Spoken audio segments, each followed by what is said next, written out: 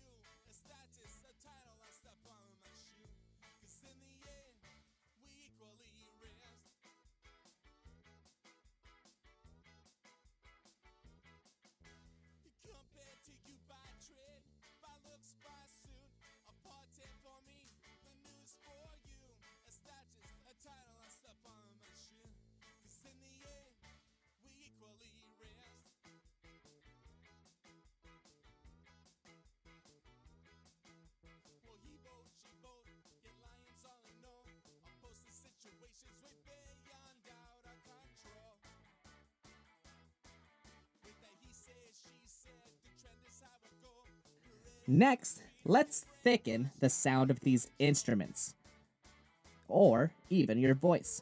This double tracking technique is a type of overdubbing. Not only can you thicken the sound, you can add various effects to the different tracks. Imagine the possibilities. But today, we will focus on creating a wider and thicker sound. Here's how you double a track. 1, you could add a track, then copy the first one and paste it into the second. Be sure to highlight the track that you are pasting it into.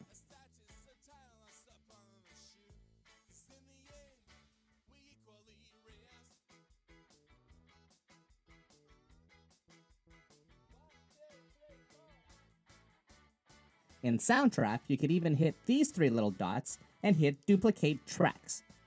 And this will duplicate the entire thing for you. Now let's hit pause and let's try to double each of our tracks or even triple some of them. Then hit save. Okay, pause. Okay, now let's layer the sounds on the horizontal plane. I, Dr. Toonice, will be the lead vocals, which means I am the main singer. Behind me, I have my friend Clay, who is our drummer. Hello, Clay. Hello. And above me, we have our friend Sam. Hello, Sam. Hello. Sam is our guitarist. When you record or add tracks, depending on the instruments and how you've imported the sound, whether it's through an interface or through loops, the sounds will register at different volumes. In this case, the size of our character will represent how loud our sound is as we import the sound, and how quiet it is. As you can see, Dr. Toonice is the biggest character, so right now, I am currently the loudest, and Sam is our smallest, she is currently the quietest. We do have a volume video, therefore make sure you check that one out later. But in the meantime, you can readjust the volumes like this.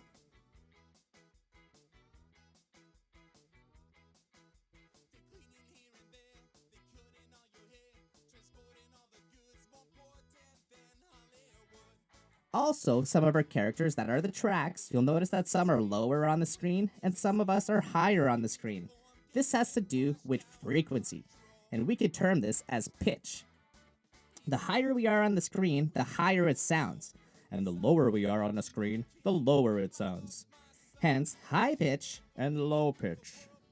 We will be focusing on this when we are working with our EQ, the equalizer, which is a video later on, because we can work with frequencies within the pitch. But our focus of the day is panning and understanding why this is important. Why do I want to move some sounds side to side? So let's take a look at the screen. Right now, you can't see my friends unless they are higher or lower than me. Otherwise, we are all stacked in a straight line, one in front of each other. This is how tracks are imported. All the tracks are imported in the center of the sound. We, the tracks, keep stacking in front of each other, and all of the sounds are trying to compete with each other, which will affect our sound. What we want to do is declutter the sound and move things around to hear each one of them. Just like imagine your bedroom, if it's messy. So let's imagine it's a messy room, and we're going to clean it up. You place your bed a certain spot, your clothes should be hung, not thrown all over the floor. Your items are all placed in various ways in your room, so it can look neat, and that you can access them. Just as you would clean your room and move things side to side to make it organized, this is what we do with the sound. In this case, it's a little more difficult because we cannot see the organization. We have to train our ears to hear the differences. When we listen to professional recordings, this is already done for us. So next, we are literally going to be organizing our sound between our two speakers. We call this panning. To start the panning process, click on the little instrument picture here if you are using Soundtrap. Otherwise, look for a button that looks kind of like this. When it's in the center or at 0, that means the sound is in the middle of your speakers. Otherwise, if you turn your knob to the left or in the minus, it's going to pan to the left. And if you put it in the plus sides or to the right, it's going to bring your sound to the right. So we want to place the different tracks in different spots between the speakers. As you can see, when I move myself to the side, I did double my tracks, so now you'll see 2 of me. And this way, I could move the sound and my sound becomes thicker or bigger or just a different effect. I want you to think about panning in a creative way to get more out of your sound.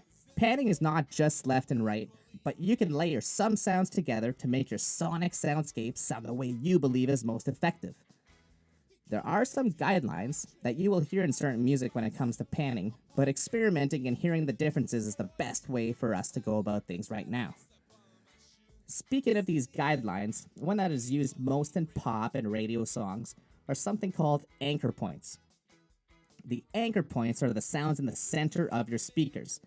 Typically, the vocals will be in the center, the bass will be in the center, the bass drum will be in the center, and the snare will be in the center. Those are the anchor points. Then the frequencies are adjusted in the EQ so we can hear these anchor points coming out at us clearer. Because in the center, you generally put the sounds that you want the most attention. Therefore, you can also add guitar solos or instrument solos to really bring them out. To the sides, you might have some sound effects, you might have backup vocals, you might have certain instruments that you don't want to highlight as much, and so on. It all depends on how you want your song to sound and feel. The important part is to know what you have moved and why. Think about how your sound is affected every time you move one. As you move one sound, it will affect the picture as a whole. Therefore, always listen to all the tracks at one point while you are moving one. Feel free to adjust the volume levels of each track as well to the desired volume. When you move one track to the side, it might come out louder or quieter depending on all the other tracks that you have in your project. Let's imagine sitting in an audience, and we're looking at the stage. You want to place the performers on a stage where you can see them and hear them. In a recording, you'll want to do the same, but you'll want to do this by listening. Because in the recording, you are creating a more realistic experience for the listeners. For example, when you watch a concert, the singer is usually in the middle, the drum is behind them, but on a riser. Then you have guitars to the side, possibly keyboards on the side, backup singers on the side. Basically, everyone has their space on stage, and they're not blocking each other or standing on their shoulders. This is the same when we are creating our recording and importing tracks. In the mixing stage, you need to move these sounds to give them the sonic space they need, just as you would for stage space. In a recording, there is more opportunity to use this as certain techniques. If you're looking for a thin, narrow sound, then you could put more sounds in the center, but if you want to have a surround sound and a larger sound, then more panning is involved. These are usually tricks that you could use for a song. For example, you may want the verse to be thinner, and then the chorus to be wider, and to add more oomph to the chorus. In the description, you will find this YouTube link.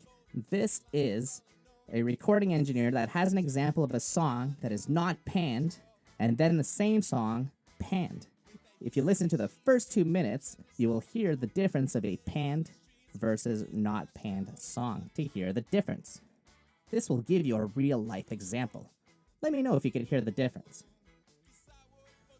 Also note, this is a rock music example, but these techniques are used within all genres, but we could do different things to bring out the different styles of music, but there's a lot of similar techniques. It's all about listening or experimenting. Let's have you try some panning on your tracks. So your task today is to use your existing project or your new project that you have just imported tracks in and place the sonic sounds in their own space as though you are placing musicians on stage. Take a listen to the difference as you move one at a time, and I want you to be able to let others know why you made the choice you did. Dr. Toonice, should I be placed right here? I don't know, let's take a listen. What happens if I'm placed here? Oh, I could hear that. What about up here? Yes.